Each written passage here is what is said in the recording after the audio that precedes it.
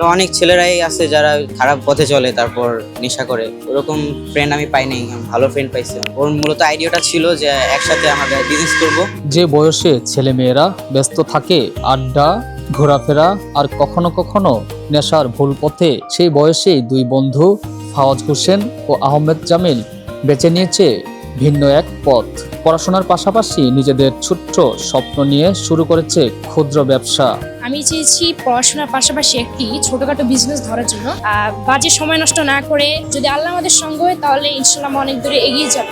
Fawaz আর জামিল দুই বন্ধু, কিন্তু তাদের চিন্তা একটাই, নিজেরা কিছু করবে, নিজের পায়ে দাঁড়াবে, পরিবারকে সাহায্য করবে এবং সমাজকে দেখাবে। ইচ্ছা থাকলে বয়স কোনো বাধা নয়। ছোট উদ্যোগ হলেও চিন্তাটা বিশাল। ওর মূলত আইডিয়াটা ছিল যে একসাথে আমরা বিজনেস করব। তো ওর আইডিয়ার কারণে এই বিজনেসটা স্টার্ট করি।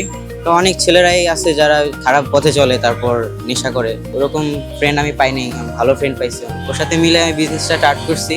এখন যদি সামনে বড় কিছু করতে পারি, এর জন্য দোয়া করবেন আপনার। দুই তরুণের এই কাজ সমাজকে দিচ্ছে ভিন্ন এক বার্তা। তরুণরা চাইলে পারে, স্বপ্ন দেখতে পারে, আর সেই স্বপ্ন বাস্তবেও রূপ দিতে পারে।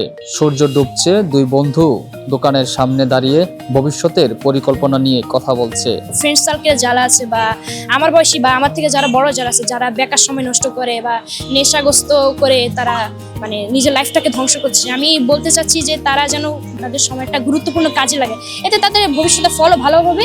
আর এটা আমার সবসময় কামনা রইল।